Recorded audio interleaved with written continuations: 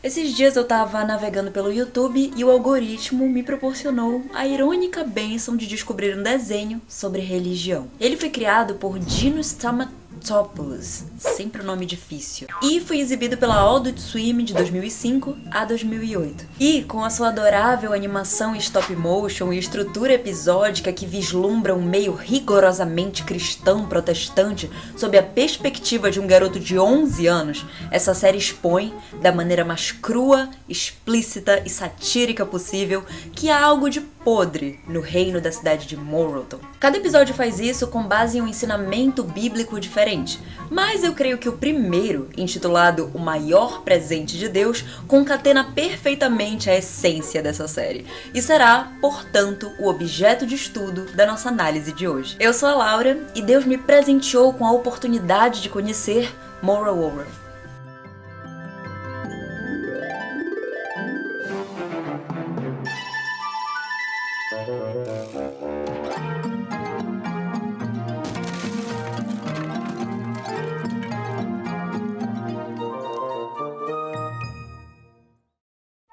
Como já fizemos em alguns vídeos anteriores, a gente vai começar com um resumo, um breve resumo do episódio, até porque ele é bem curtinho, e depois a gente vai partir para nossa análise crítica, comentando e interpretando também. Então vamos lá.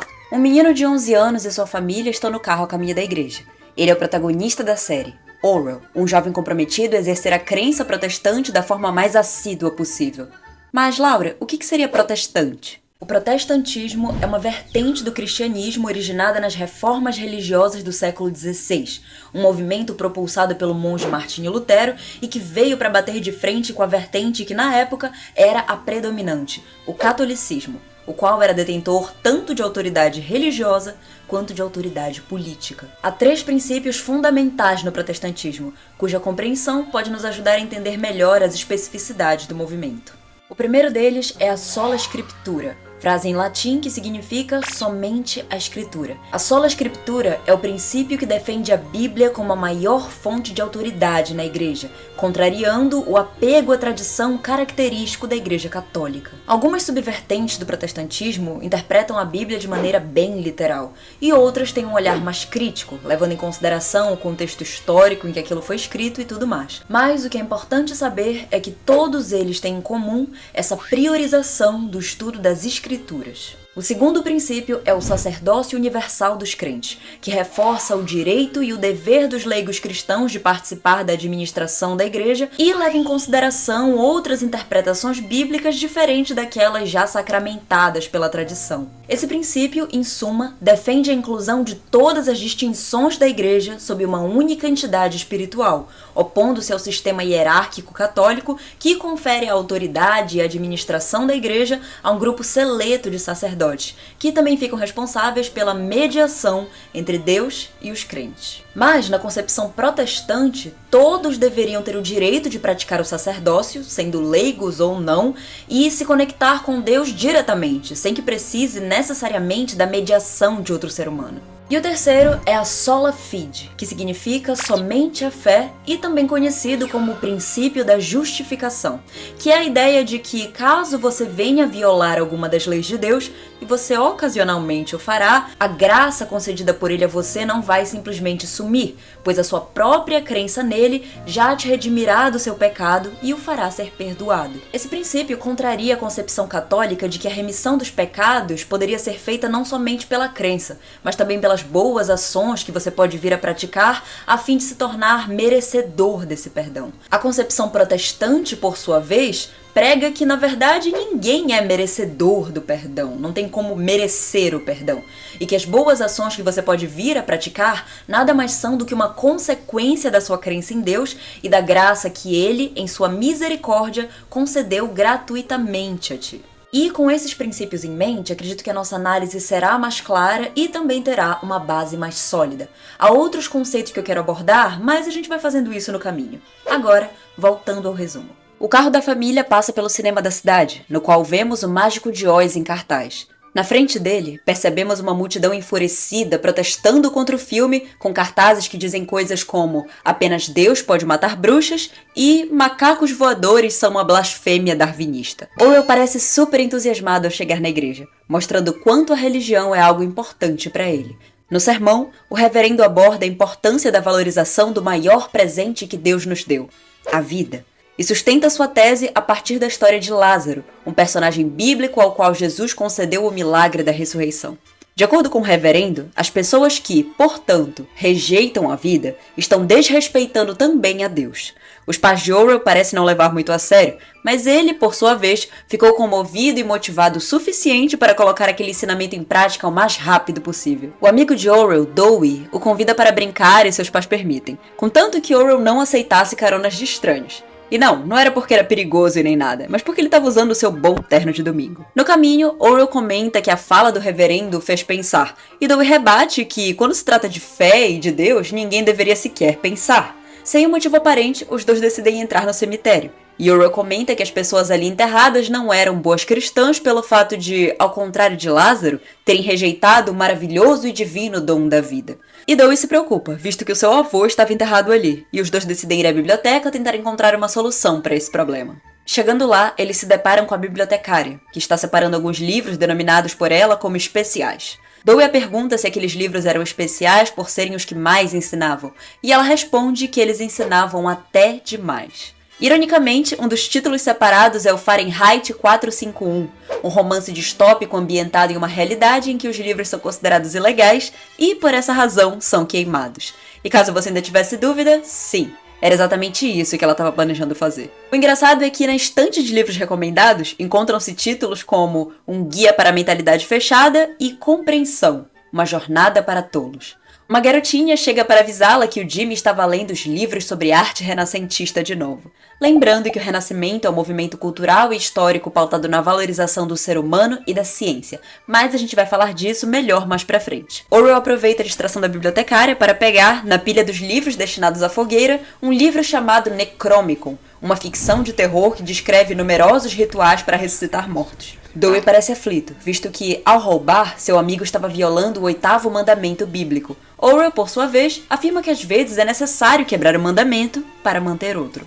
Eles começam um processo com o avô de Dewey e, ao abrirem o caixão, sentem um enorme fedor.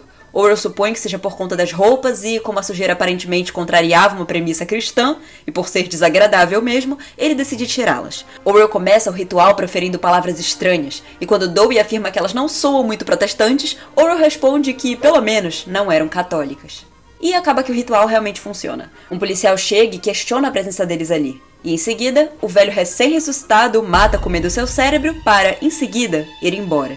Entretanto, Orwell havia descoberto como ressuscitar os mortos, então isso não seria exatamente um problema. Mas era aí que estava o problema. Depois de alguns minutos, a cidade inteira já era um digno cenário de filme de terror, com zumbis devorando pessoas por todos os lados. Vemos a bibliotecária e o seu grupinho queimando os livros que havia separado. E, quando alguém pergunta do porquê estava com uma bíblia, ela responde que queimará apenas as partes judias.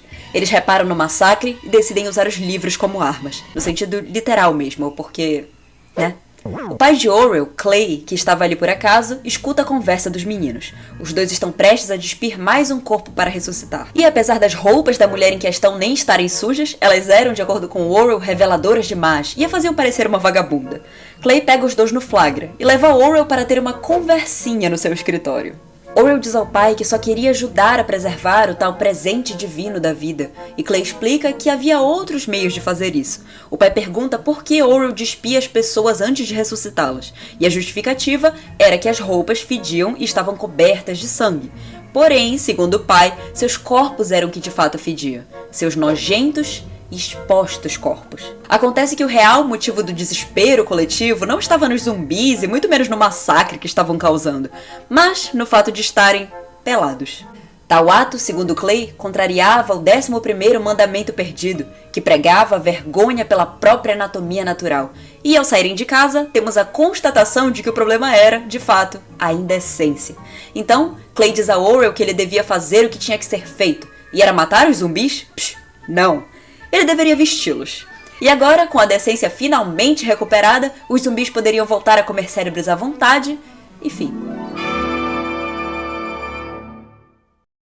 Bom, eu acho que agora vocês entendem por que analisar apenas o primeiro episódio já era o suficiente. É surreal como eles conseguem explorar tantos tópicos e ainda conseguir concatenar isso em um episódio de 11 minutos.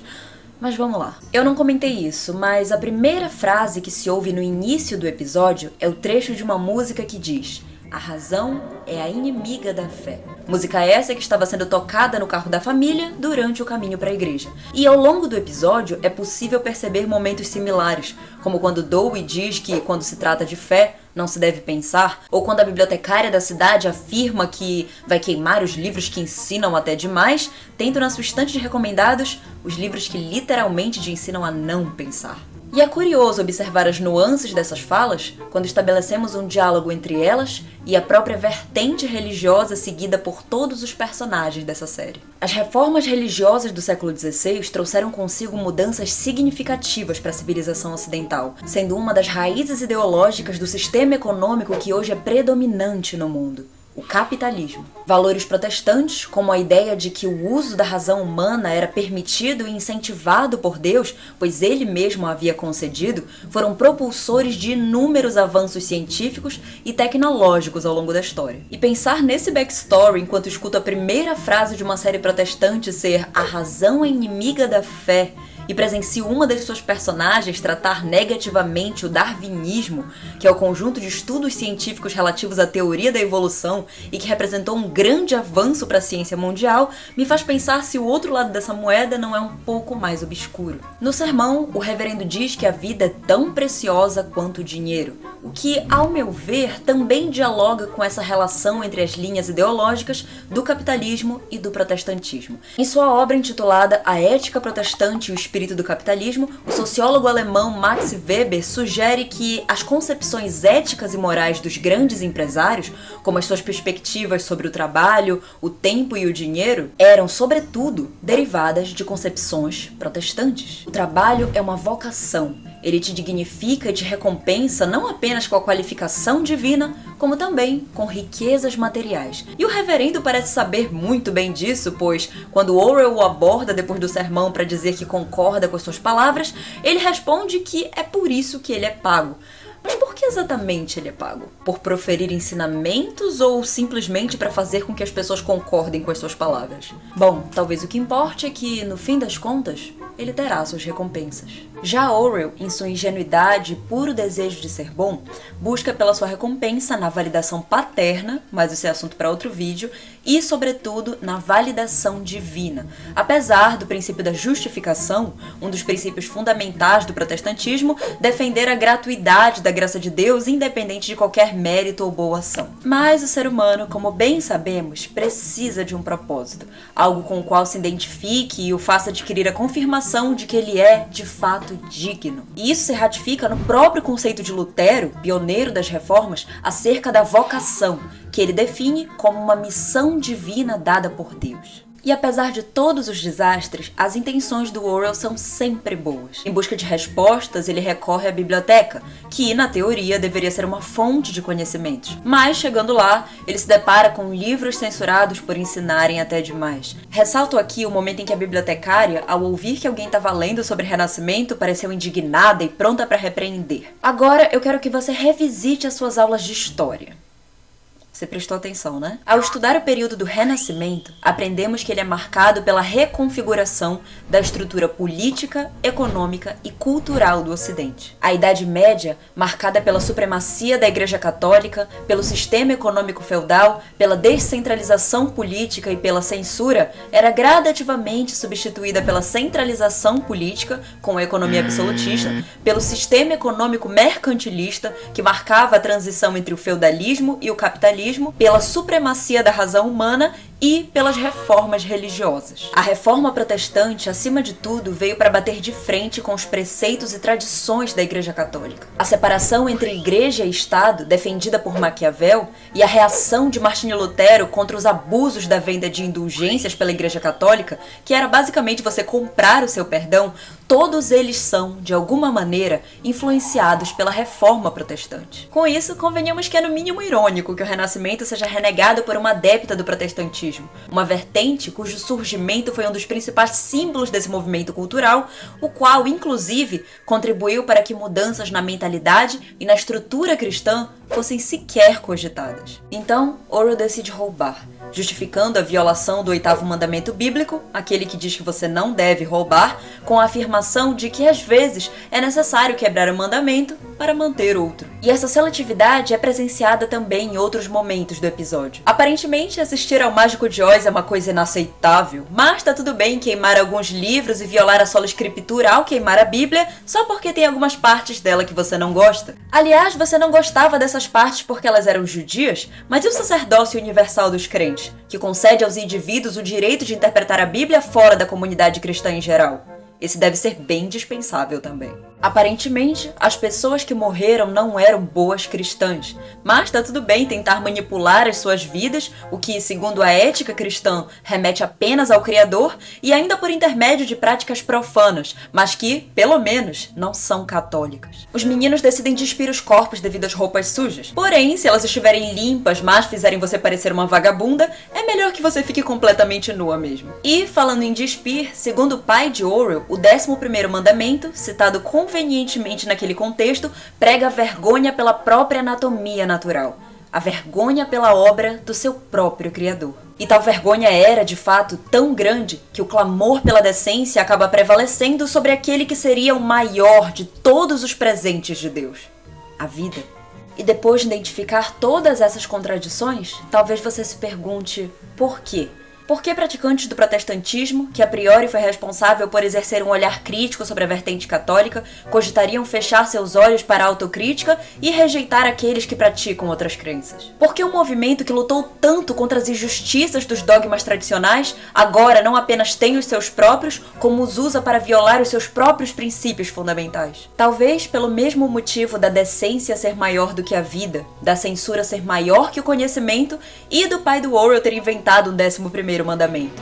Porque convém. Independentemente do contexto, a hipocrisia funciona como um reagente responsável pela reação que, dependendo dos nossos interesses, nós queremos que seja provocada. E mesmo que seja necessário nos contradizer, a praticamos na esperança de que ninguém se aperceba. E para isso, atenuamos o discernimento, a clareza e a possibilidade de pensamento crítico, manipulando e distorcendo uma verdade a fim de que, alguma hora, ela se torne absoluta. E em Orwell, um menino de 11 anos cujos princípios e valores são resultado de uma criação e de um ambiente social fervorosamente cristãos, temos a personificação perfeita dessa alienação. Orwell quer fazer o que julga ser moralmente correto, mas em sua ingenuidade e inocência, acaba interpretando erroneamente os ensinamentos repassados e é corrigido por adultos cuja interpretação desses ensinamentos é distorcida a fim de se moldar às normas morais que eles querem que sejam as certas. E eu adoro esse sentimento agridoce que sentimos ao fim de cada episódio,